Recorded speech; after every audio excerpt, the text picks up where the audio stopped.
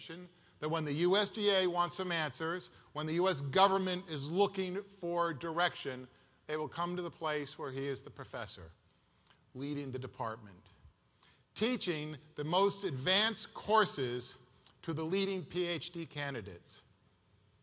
He is a friend that I've grown to really appreciate and love over the years.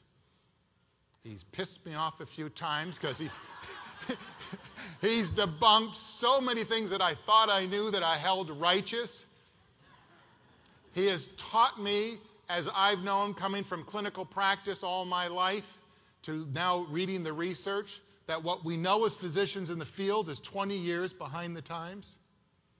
And I am so pleased that you have the world-leading expert who can debate with Ornish or Atkins or Wolf or the leaders in the industry who have ideas, who have a following, that have some ideas correct, but for the first time ever, you have it 100% correct, good for life.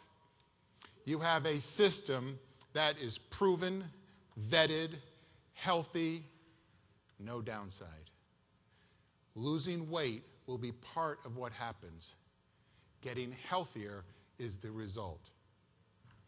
Dr. Don Layman has come on and joined our scientific advisory board. It is an honor and a pleasure. The man himself, Dr. Don Layman.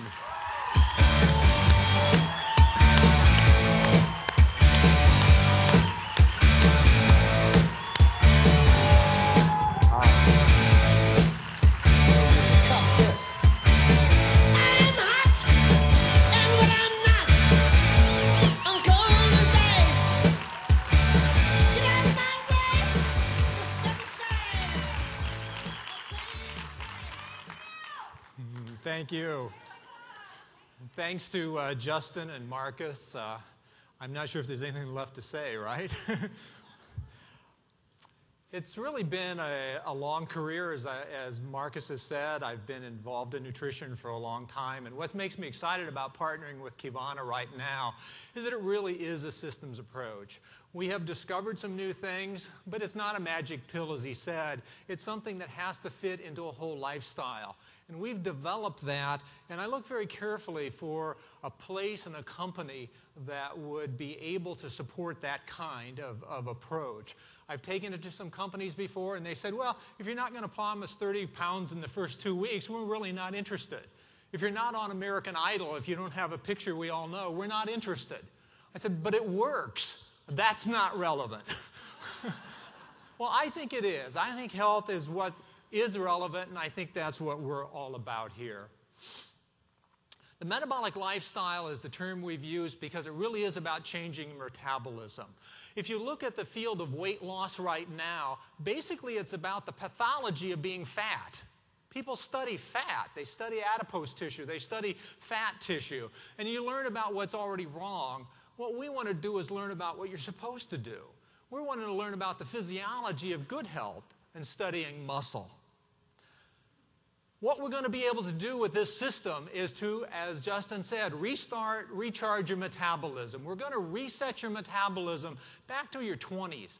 We're basically going to change your muscle back to muscle metabolism, which is where you were in your 20s.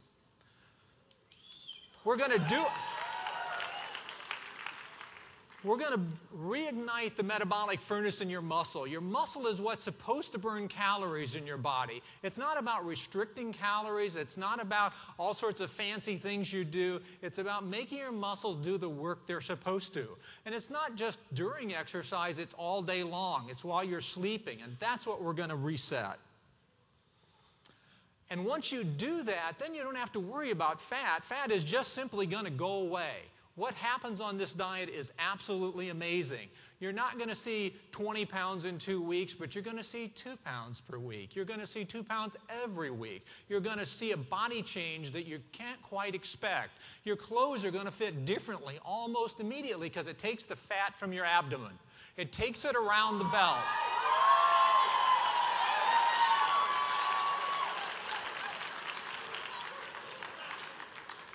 It's an effect that we never expected. We expected the pattern, but we never expected the outcome. It's even better than one could expect. Let me give you a little background about how I got to it. I think it's sort of interesting. Basically, muscle is that metabolic fuel. When I was early in my career, I had the opportunity to do a lot of nutrition in poor countries in Africa, and I learned about malnutrition. And one of the things I learned very quickly was protein really was the key to health. If you want lifelong health, it really is related to protein. And protein gives you that muscle mass, it gives you the structure, it gives you the bone mass of your body.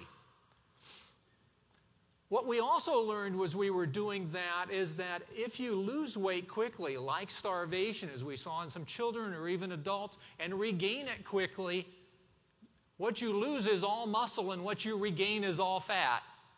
And that's what's wrong with the diets in the population right now. They gear for quick weight loss. They're called yo-yo diets. I think that's because of what the name we should call people who do it. But basically, as you lose protein on the way down with the weight loss, you lose all muscle mass, and on the way up, you gain all fat. After 2 or 3 cycles, you're worse off from having done it. We're going to change your body composition once and for all.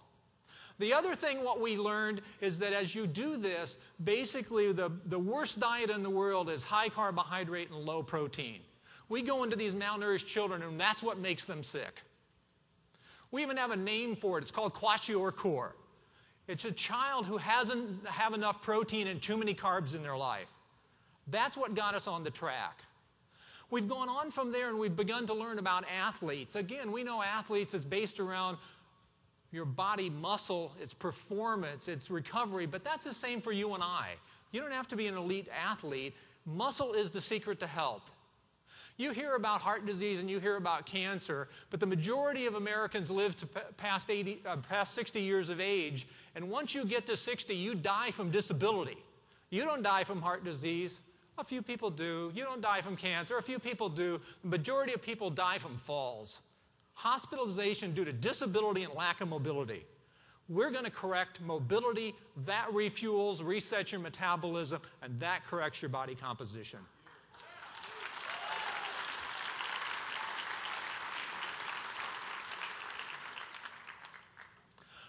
One of the things that's also in that list of myths is that adults don't really need protein. This is a concept that on the surface seems pretty logical, that, well, children need protein because they're growing, obviously. They're making more protein, right? We learned that protein is good for building body proteins, strong bones, all that sort of stuff. It turns out that adults actually need more protein than children. A 60-year-old person at the same body weight needs more protein than a 16-year-old does. And the reason is our bodies become a little less efficient. Most of the protein you make in your body per day is repairing, remodeling, and rejuvenating your body. It has nothing to do with growth. And as we get older, we have to do that repair, remodeling, rejuvenating even more. That's the key to the protein story. Adults need the protein. And children are very efficient with it. Adults get a little less efficient. So the quality of the protein becomes very important. We have structured this diet around the kind of quality of protein you need.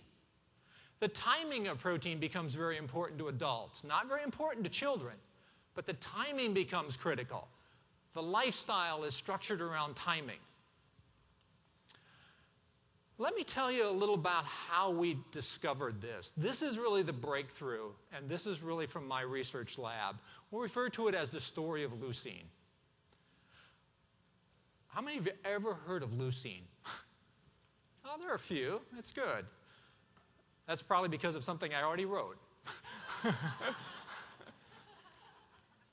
Leucine is one of the amino acids. There are 20 amino acids that are naturally occurring that we need in our bodies every day. 9 are called essential amino acids because we can't make them. Some we can make, some we have to eat.